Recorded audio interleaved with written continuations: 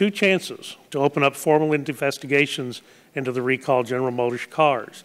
Both in 2007 and 2010, NHTSA initially examined problems with the vehicles, and both times decided that no investigation was needed.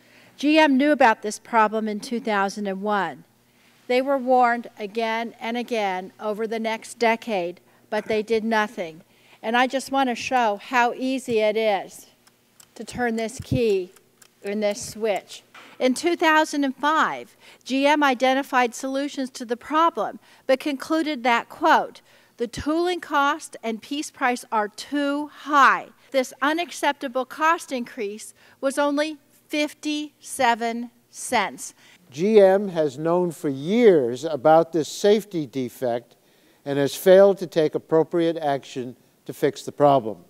Sitting here today, I cannot tell you why it took so long for a safety defect to be announced for this program, but I can tell you we will find out. Today's GM will do the right thing. That begins with my sincere apologies to everyone who has been affected by this recall. Is it common practice for GM to accept a part that does not meet GM specifications? No, but there is a difference between a part meeting or not meeting specifications and a part being defective. Was there a culture in GM at that time that they would have put cost over safety? Again, we're doing a complete investigation, but I would say in general, we've moved from a cost culture after the bankruptcy to a customer culture. Why in the world would a company with the stellar reputation of General Motors purchase a part that did not meet its own specification? So my question for you, and I think the question that these families back here want to know is, what's changed at GM?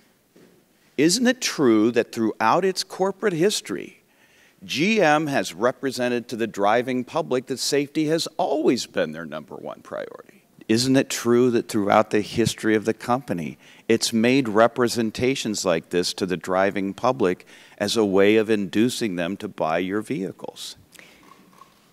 Today's General Motors, all I can tell you is today's General Motors, we are focused on safety. Do you take responsibility? Is the company responsible? The new GM, is it responsible? We will make the best decisions for our customers, recognizing that we have legal obligations and responsibilities as well as moral obligations. If there will be a full report, will you share it? I commit that we will be very transparent and we will share what's appropriate. So in other words, there's no commitment to share the full report. I'm saying I will share what is appropriate. I hear the answer. Would not the additional liabilities that would have come forward by this problem have had the potential to dissuade private investors or the federal government from giving cash to GM? As I look at it, as soon as we identify an issue and fix it, then there aren't liabilities, or the liabilities are contained. Based on our engineering expertise and our process, the data available to NHTSA at the time was not sufficient to warrant a formal investigation.